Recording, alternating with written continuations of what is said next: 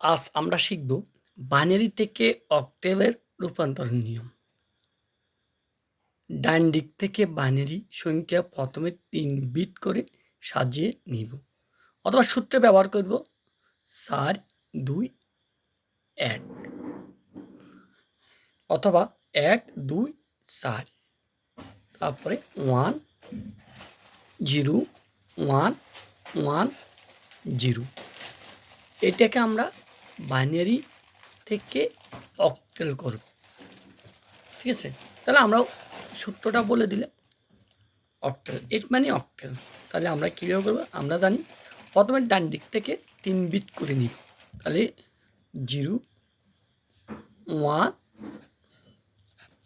আমরা 3 বিট করে নিচ্ছি। তাহলে আমরা লিখতে পারি একটা সূত্র যেটা আছে 4 2 1, তারপরে হচ্ছে 1 1 0। তবে ডান দিকে দেখো 0 1 1, এই সংখ্যাগুলো যোগ যেগুলো এগুলোকে আমরা বসাবো।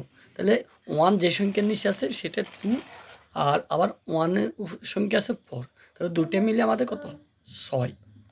তারপরে যে আমাদের আরেকটা সংখ্যা দেখেন, এখানে 2 সংখ্যা আছে, এটাকে 3 বিট করব। কোনো সংখ্যা না থাকলে ডান দিকে আমরা 0 নিব। তাহলে আমরা সূত্রটা ব্যবহার করি 4 2 1। তাহলে দেখেন এখানে শুধু 2-র উপরে 2 আছে 1, তাহলে কত হয়েছে? 2 আর 6 26। তাহলে আমরা বাইনারি থেকে অক্টেলে উত্তর 26।